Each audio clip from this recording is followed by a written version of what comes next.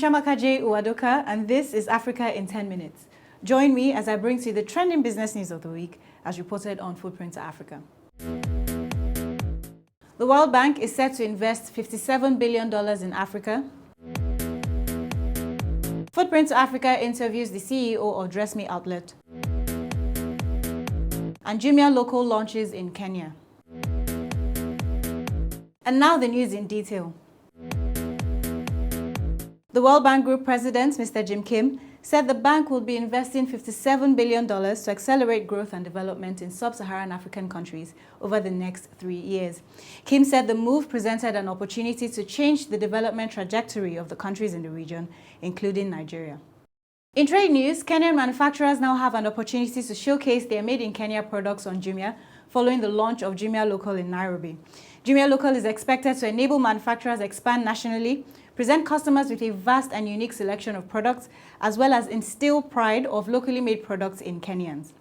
Kenyans can also have a virtual consultation with and get fully treated by a doctor anytime, anywhere, following the launch of the country's first comprehensive telehealth platform, ConnectMed.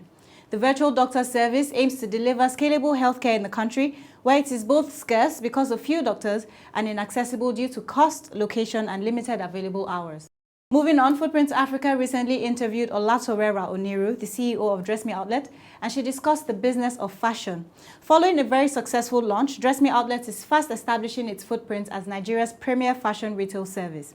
The interview is available via Footprint to Africa's official YouTube channel.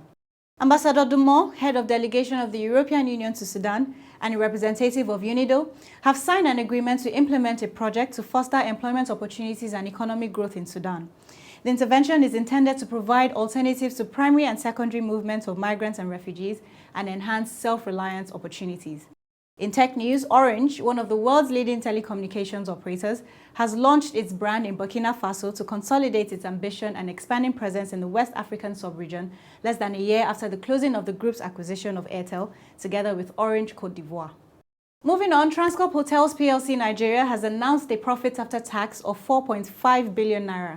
The shareholders unanimously approved the board's recommendation of a final dividend of 40 kobo per share, stating that they are confident that as the company continues to make progress, it will not relent in meeting their expectations.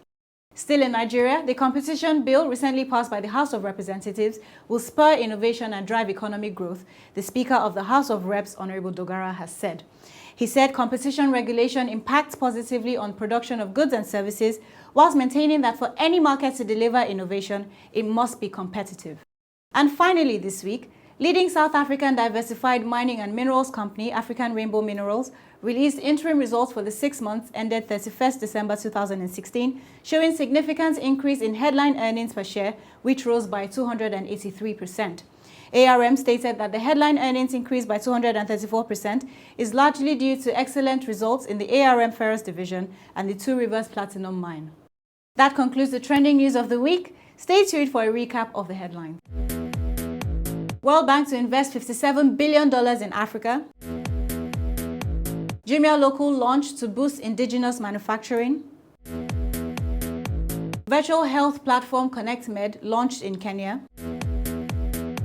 Footprint to Africa interviews the CEO of Dress Me outlet.